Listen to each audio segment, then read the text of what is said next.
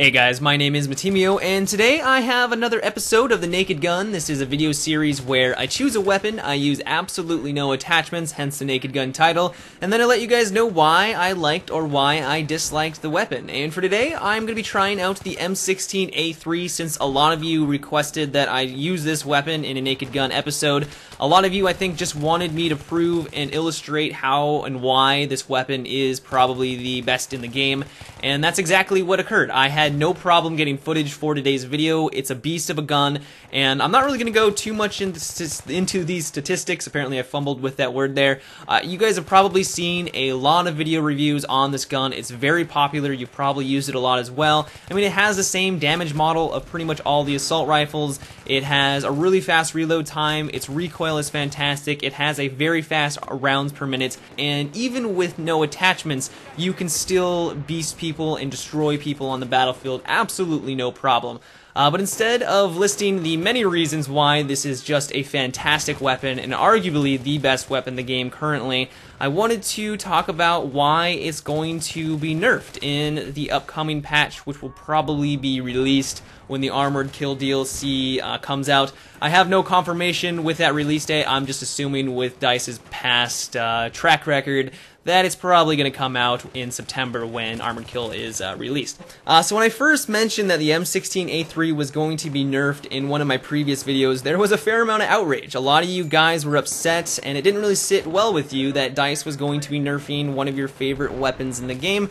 And one of the arguments that is brought up is that there are always going to be weapons in Battlefield 3 that are overpowered, and people should just deal with it, because there's never going to be this happy medium where all the weapons feel balanced, and there's never one weapon or a couple of weapons that are better than all the rest. I mean, it's always going to be the case that there is the best weapon in the game.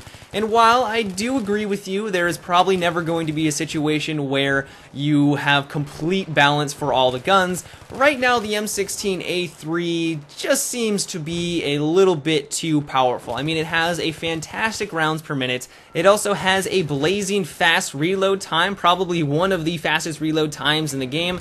It also has the same damage model of pretty much all the assault rifles, so it's not like you were compensating less damage for faster reload time or higher RPM. You're doing the same damage there. And also, probably one of the best aspects of the gun is that it has a very manageable and minimal recoil. And so that, coupled with a very fast RPM, you're going to do well in pretty much any situation. You're going to do well up close because of the fast RPM, and you're going to do well at long range because you can stay on target, and because of the fast RPM as well, you're going to take out those long range targets pretty quickly as well. And that's probably the main reason right there is why this weapon is used so often and why people think it's overpowered, because it really does not have a situation where it does poorly. It does well up close, does well at medium and long range, and it's not like it just does okay in those situations. It's actually quite the opposite. It performs very well in pretty much any engagement.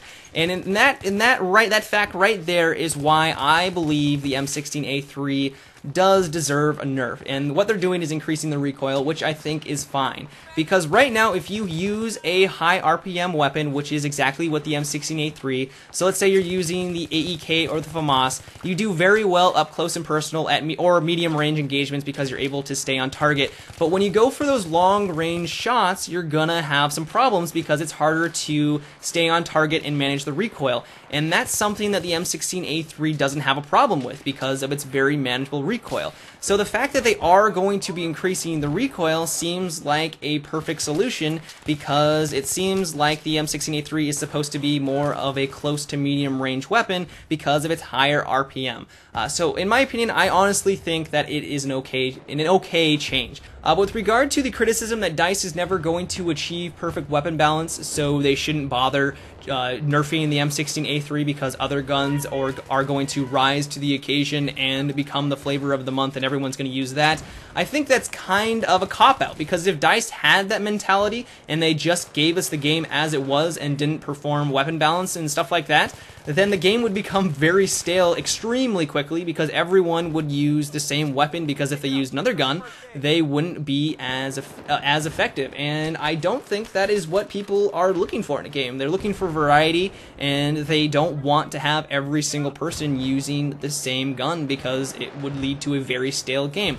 So I honestly think that every time that DICE does a balance patch like this, they're getting closer and closer to that perfect gun balance, as long as they do it smart. I mean, if they just make huge shifts in the weapon balance, then of course they're never going to achieve that.